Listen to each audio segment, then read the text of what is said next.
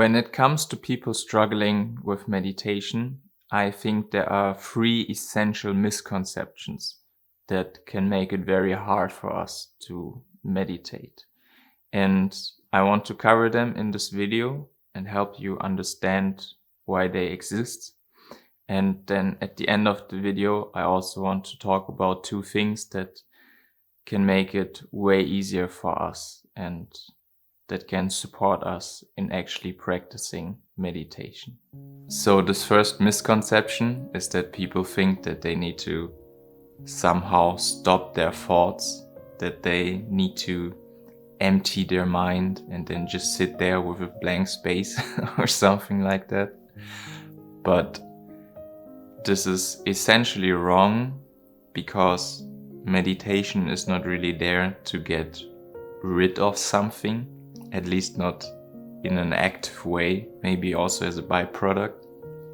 And also just fundamentally, you can't really actively just stop your thoughts. But the essential problem is not that thoughts exist or that there are thoughts coming up inside of us. The problem more so is that we are just way too identified with our thoughts, that they have too much power over us, or that we've been conditioned in a way that we give them all of our energy. And the difference here is that if you're actively engaged in your thinking, if you're kind of lost in your thoughts, then when you're identified with them, you just really can't see anything else. You're just completely in that thought. But the other option is that we become aware of our thoughts, and then automatically we're kind of creating a distance from our thoughts. Or we see that they are there instead of being completely inside of them and drowning in the whole stream of our thoughts. Now, the second misconception that people often have when it comes to their meditation practice is that they need to feel very calm during their meditation, or very good about themselves during their meditation, or even then afterwards.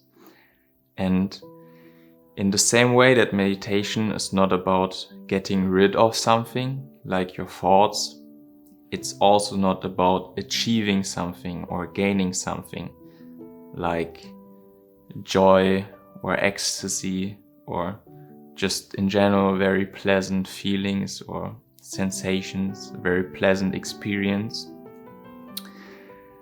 Because as soon as we start to have this expectation about our practice, this wish, this desire that this is what it should be like, or this is what needs to happen for it to be a successful practice, a successful meditation, we are just creating a resistance inside of us to how we are in actuality or in reality. Because if we feel restless, or if we feel sad, or anxious, or depressed,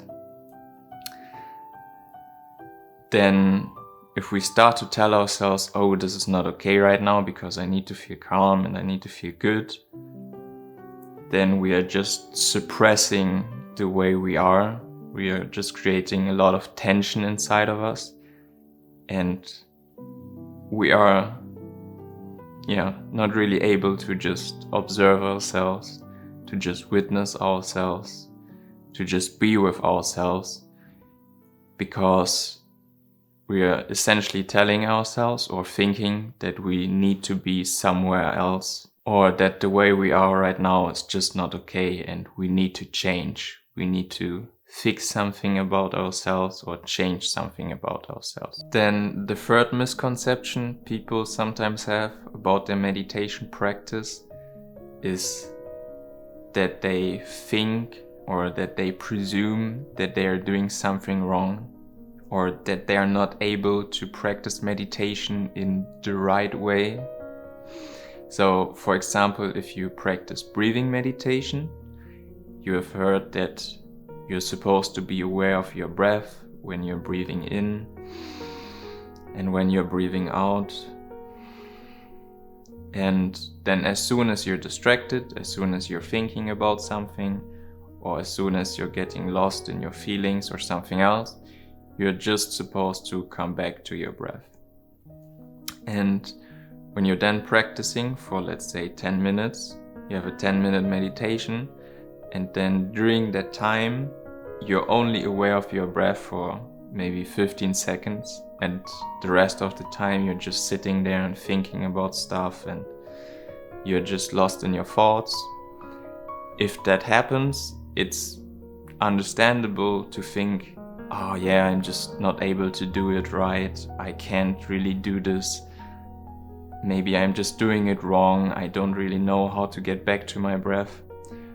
But it's totally fine, it's totally okay if out of 10 minutes of meditation you're only aware of yourself or your breath for a few seconds.